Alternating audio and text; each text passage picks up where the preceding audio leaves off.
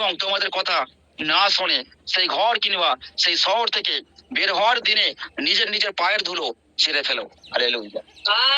তাহলে আজকে বাক্য কি বলছে? আজকে বাক্য বলছে তোমরা যে গ্রামে কি শহরে প্রবেশ করবে। আজকে মনে করো আমরা বজবাদী গ্রামে প্রবেশ করেছি, ঈশ্বর আমাদেরকে বজবাদী গ্রামে এনেছেন। বাইবেল বলছে, ঈশ্বর বাক্য বলছে তোমরা যে গ্রামে প্রবেশ করবে সেখানকার কোনো ব্যক্তি, কোনো যোগ্য ব্যক্তি তা খোঁজ করো। সেখানকার কোনো যোগ্য ব্যক্তি খোঁজ করো।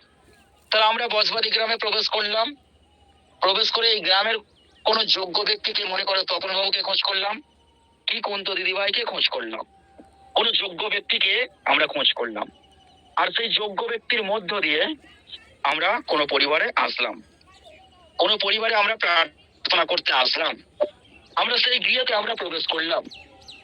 যখন এই গৃহতে কুন্ত দিদির গৃহতে যখন আমরা প্রবেশ করছি, তখন ঈশ্বরের বাক্য বলছে তোমাদের কর্তব্য হবে তোমরা গৃহতে প্রবেশ করার সময়, গৃহতে ঢোকার সময় গৃহকে মঙ্গলবাদ করবে, শুভেচ্ছা জানাবে যে এই গৃহতে শান্তি হোক, এই গৃহতে মঙ্গল হোক। তোমরা করো কি জানি না, কিন্তু এবার করবে। আমি যে পরিবারে যাই, পরিবারে পোটে পা দেওয়ার সঙ্গে সঙ্গে আমি তার দরজায় পা দেওয়ার সঙ্গে সঙ্গে, তার বাস্তবে পা দেওয়ার সঙ্গে সঙ্গে, তার ঘরে ঢোকার সঙ্গে সঙ্গে প্রভুকে বলি, প্রভু এই পরিবারে শান্তি হোক। হালেলুয়া। আর যখন বলবো এই পরিবারে শান্তি হোক,